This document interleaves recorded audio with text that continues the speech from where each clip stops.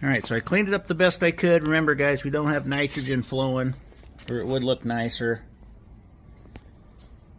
Dealing with what we got here, trying to clean up something that was gobbed on there. So, all right, last thing we're going to do is slide this down and get that last piece in there and try to mirror our 3/4 the best we can.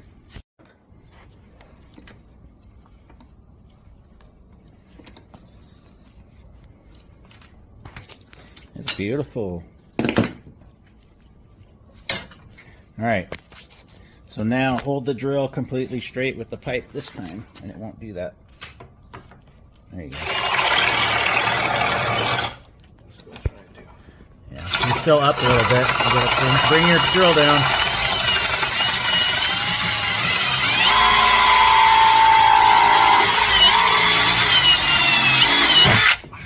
Right here, let me see it.